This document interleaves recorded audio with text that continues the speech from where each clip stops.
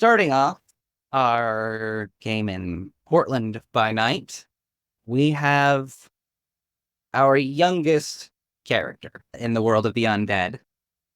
Jackson Miller is a waiter, occasional caterer, but human. You don't have a whole lot of experience with this game, just a bit of Vampire the Masquerade Bloodlines, I heard. Indeed. Then we shall make the beginning of this familiar to you. An extremely alluring individual at your diner, your establishment, your restaurant. Lonely, never eats, orders coffee and stares at it. You strike up a conversation. One thing leads to the next, and you are in your apartment. When morning comes, are dead to the world and hastily stuffed into a closet. You wake in that closet some night or two later. It is dark, comfortingly so, but there is something uncomfortable in you, a burning, gnawing sensation in your gut. It feels like your hunger is alive and it's trying to eat you from the inside. You are so thirsty and so hungry. What do you do? What's your closet look like? I imagine it's very small and cramped and probably just a small one bedroom, one bathroom apartment, considering that a waiter does not give you a big paycheck. No, luckily, Oregon is one of the states where the minimum wage for waiters is the same as minimum wage for everywhere else. Tipped minimum wage isn't a thing here, so you're not getting robbed for it, but still not exactly enough to make a living. Yeah, I can imagine it's cluttered. Um, Clothes thrown about on the floor from what he was stuffed in, hangers that fell off of the rack, a pair of shoes in the bottom left, pants Hey. in little drawers, maybe. Opening the door out into your room, it's nighttime. You perhaps wonder how long you've been asleep. I imagine he walks out into his small apartment, rubbing at his neck idly as he looks around, the gnawing hunger growing in his stomach. It's in a speed walk slash mini jog, goes over to his fridge and just rips it open and takes something and tries biting into it. Anything to appease this gnawing hunger that won't go away.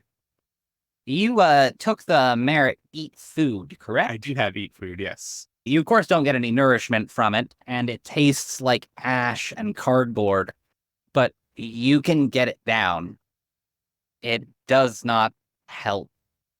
It feels like there's something wrong with your taste buds. Nothing seems to be sating it. If you continue to gorge yourself, you will vomit. The red in the vomit is disconcerting at best. What's worse is the red chunks in the toilet smells almost appetizing. Yeah. He's gonna, as good as it smells, still not knowing what's going on, just knowing this hunger, then regular food tastes horrible and that smells good. Clamps his hand down over his mouth, just heaving as he steps away. Just given how nothing in his apartment would sate him, he forces himself out of the bathroom away from the blood, I assume, and Mhm. dashes out into the hallways trying to get down to street level. Okay. Out in the hall, half mad with hunger, you run to the elevator, hit the button over and over again, perhaps frustrated, go down the stairs. The moment you turn for the stairs, the elevator door opens. It is Miss Jennington, your absolute cretin of a neighbor. She slips note. She denies that it's her. You know that nobody else on your floor would be as anal retentive about the building as her. She's clutching her mail and gives a snooty look at your appearance and tries to brush past you. muttering, "Clean yourself up." As angered as it makes him, he holds himself back, or at least attempts to, because I can imagine seeing a human after waking up after 2 days starving Yep. practically is very alluring. He's basically just pulling himself away with all of his willpower, I imagine. Yes. Oh, well, it was as tragic as it was predictable what happened to Miss Jennington. You black out as a growling sound builds in front of the elevator, filling your world. And the last thing that you remember is realizing that the growling is coming from you. The next thing you remember, you are licking the walls of the elevator. The blood splatters around the shriveled up corpse of Miss Jennington are slowly being cleaned by yourself. As soon as you realize what you're doing, the elevator begins to move. Okay. How many floors are in my building? 5 or 6, probably on, we'll call it third floor. All right. Is it going up or down? It is going, All right. So I'm assuming we've already left the third floor. yes. I am going to, in a slight bit of a panic, realizing what he just did, and not wanting to get caught, probably coated in blood and with a dead body in the elevator. Yep. So he's going to press the fourth floor. So we'll stop there. And he's just praying whoever called the elevator was on the fifth. Yep. There's a little bit of a fight over control of the elevator as it jerks up and you hit the button to stop it. It stops for a bit. It has bought you some time to think, if nothing else. If I hit the emergency stop button, it's going to stop where it is and the doors won't open, will they? That's right. And it will also automatically call the police. True. Since it stopped at the fourth floor, would you say between the person getting impatient and me having stopped at the fourth floor, it was time for the doors to open? I mean, at a certain point when an elevator's just not coming up, you give up and use the stairs, wouldn't you? This is true. This is true. This is true. Keep hitting the button over and over till they give up. Roll it for that. Here, see how stubborn your neighbor is. I love this guy. Not the most stubborn. It takes longer than you would hope, but not as long as you were afraid it would. You get up to the fourth floor. What do you do from there? If I could use my Auspex premonition, just almost on an instinct, I would say, to see what would probably be the safest way to get out of this scenario. The 100 ways this could go all start flashing through your mind. All the stuff that you've seen on Cops and on America's Most Wanted and all those TV shows that are real popular around that time. And none of it's good. Running all of those scenes through your mind. Another one occurs to you, almost unbidden. The back fire escape. If you run out the back, you will be caught, but you won't go to prison. What can I do? What can I do? Everything else leads to prison. Instinctually, just book it. You know you'll be caught, but your prophecy doesn't yet have a hard medium, so it's very vague. All right. The second the doors to the elevator open, then I assume I have at least a small head start on the person upstairs. Yep. I am going to absolutely bolt down the stairs back to the third floor into my room. I'm going to close the door as quickly as I can, change out of my bloodied clothing into something that's not covered in blood, just anything, out the window into the fire escape and gone. Somebody seems to have noticed the blood that was on the carpet outside the elevator and called the police at some point because there are red and blue flashing lights out at the main street. You're coming down through an alley and you're at the bottom of the fire escape. It's one of those stereotypical ones that looks like if you try to unlatch it yourself, you're probably going to hurt yourself, but there's a convenient dumpster down below. Yeah, I'll jump down into that just as quick as I can after I land. He'll just run deeper into the alleys, running away from the sirens. As you drop down, a police car pulls up to the alley. You land with a shattering clang. Oh, that one definitely hurt. Take 1 point of superficial damage. That dumpster was empty. You crash right through the plastic lid and hit the metal bottom of the dumpster. It didn't hurt as much as you thought it would. Somehow only a little bit worse for wear, maybe a sore ass. You peek your way out of the dumpster to be met by the glare of a flashlight right in your eyes. Oh, Lord. Sir, is there a reason you're escaping down the fire escape? Couldn't find my keys and I fell. The beam goes to your shoes, back up to you, back up to your face.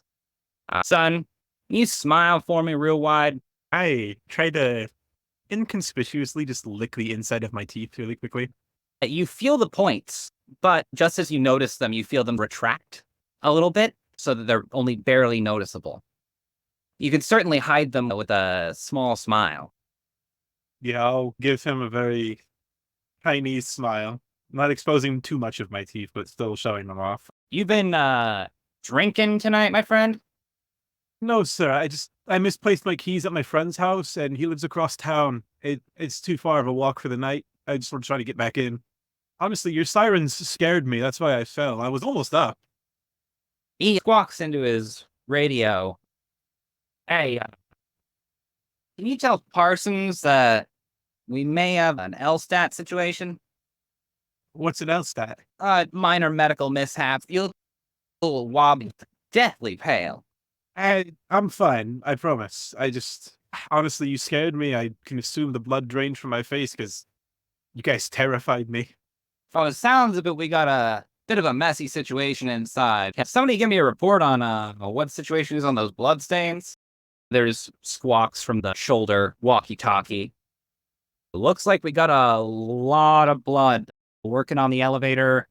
Oh, dear God. Nope. Yeah, we got a corpse. Looks like it's been here a while. There's a corpse in my building? In the elevator, by the sounds of it. You mind, coming out of the station with me real quick, son? What for? I just gotta ask you a few questions. If you got nothing to worry about, then, you got nothing to worry about, and you can be on your way in an hour or two tops. Hell, I'll buy you a drink afterwards. What do you say? Sure, yeah. I assume he'll help me out of the dumpster. He's a cop, and he's a little bit wary of approaching a suspect, as it were, but he reaches out to help you.